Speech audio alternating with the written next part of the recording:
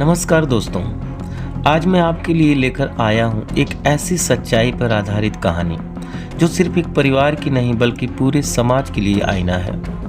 यह है एक आम परिवार की अनकही कहानी। वाराणसी के एक शांत से मोहल्ले में रहने वाला राजू तिवारी एक सीधा साधा इंसान था।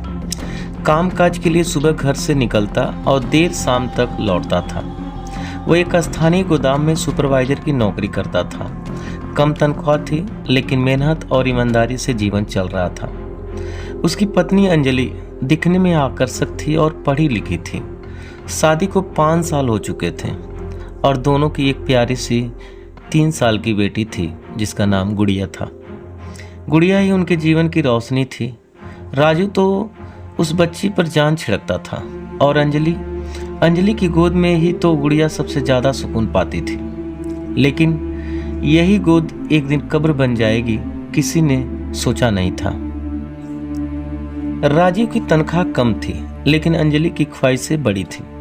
वो चाहती थी उसका घर भी उन इंस्टाग्राम और फेसबुक के महंगे फर्नीचर वाले फोटो जैसे दिखे। उसे लगता था कि राजू उसकी ज़रूरतें नहीं समझता। राजू दिन भर काम में थका होता और घर आकर आराम चाहता, लेकिन अंजलि को बात करने वाला, समय देने वाला कोई चाहिए था। उसी दौरान अंजलि की एक पुरानी दोस्त ने उसे सोशल मीडिया पर जोड़ा और वहीं से उसकी बातचीत शुरू हुई एक ऐसे आदमी से जो खुद को बिजनेसमैन बताता था। उसका नाम था विक्रम सिंह। महंगे कपड़े, चमकदार गाड़ियाँ और मीठी बातें। विक्रम ने अंजलि को स्पेशल महसूस करवाया, ठीक वैसा जैसा वो अपने पति से सालों से चाहती थी। शुरुआत में सिर्फ चैटिंग थी, फिर फ़ोन कॉल, फिर गुपचुप मुलाकातें। राजू को जब पहली बार शक हुआ तब अंजलि ने उल्टा उसे ही दोषी ठहरा। तुम्हें मुझ पर भरोसा नहीं है? मैं तो बस एक दोस्त से बात कर रही थी।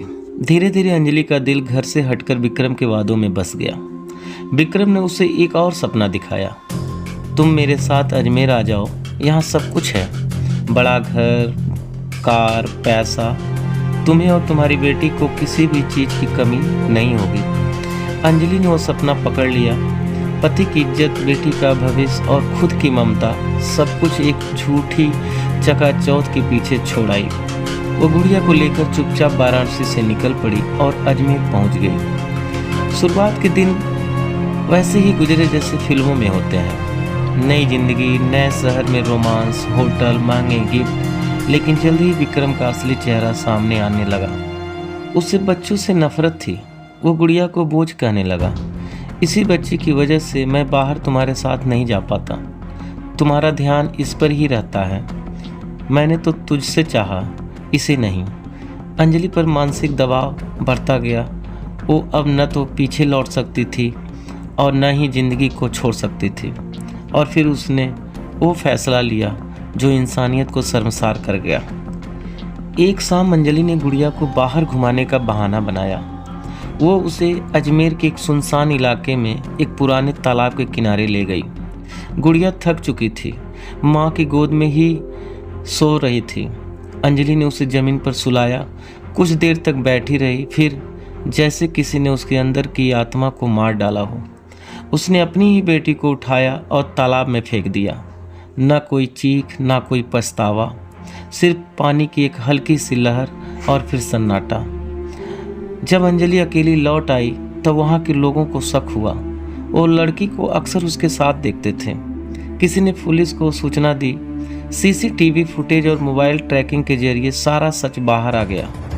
अंजलि को गिरफ्तार कर लिया। पूछताछ में उसने जो कहा वो सुनकर पुलिस अधिकारी भी हिल गए।